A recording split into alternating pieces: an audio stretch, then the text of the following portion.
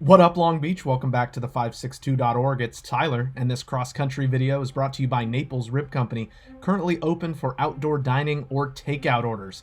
Bust out your butcher paper and get your posters ready. It's high school sports, baby. Long Beach Poly against Wilson in this cross-country meet. The oldest rivalry in Long Beach, doing things a little differently with this on-campus duel, but two of the top cross-country programs in the city going head-to-head. And great to see the cheerleaders out, bringing the energy and some of that pomp and circumstance that we love and have missed in high school sports.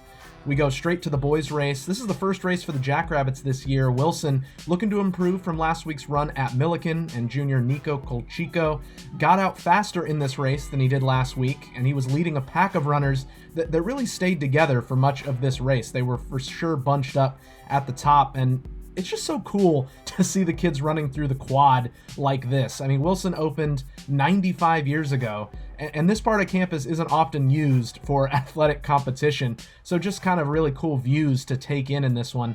As you can see, Colchico there with teammate Jack Wade running well for Wilson, but a lot of green jerseys around them. As we go out on Skip Rowland Field, Poly's Luke Larson going to take the lead, moving into left center field as we're on the third mile here. But as we leave the baseball field, Colchico back in front with Cameron Roan close behind, Nick Mejia in there as well, joining the bunch. But on the track is where Colchico really made his move, and on his final trip around the oval, creates the separation, and he would pull away, finishing strong to win it in 15:44. Roan for Poly was behind him at 15:48. Larson following behind him, 15:50, and then Wade, the senior for Wilson, in fourth at 15:54. All those runners getting under 16 minutes.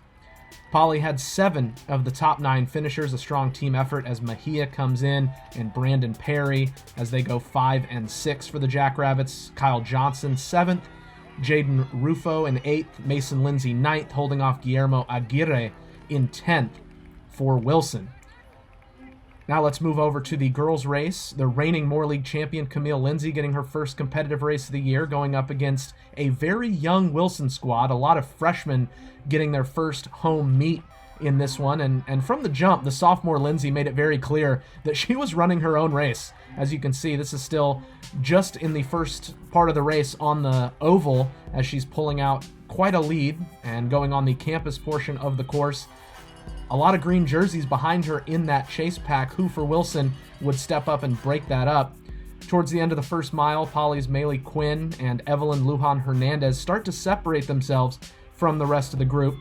But Lindsay was in her own world as she gets cheered on going into the third mile here. Here's proof that she did break a sweat in this race as we check back in on that chase pack. And there's been some movement for the Bruins as freshman Sofia Alvarado moving up into second place with Quinn right on her heels. Alvarado, the top finisher at Milliken for Wilson last week, but Quinn would eventually make her move as Alvarado lost some steam. Lindsay with the comfortable win, 18:16 was her time, over a minute 20 ahead of the field as Quinn comes in second, 19:38 with the arms out.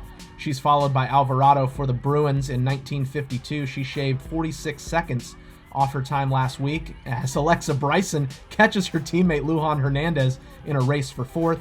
Jackrabbits with 7 of the top 8 finishers. Eileen Rios 6th, Sasha Johnson took 7th, Danica Hunter in 8th, and Wilson's Natalie Maz going to check in 9th place as the Jackrabbits impressive in this one. We want to thank our sponsors at Ocean Law Center.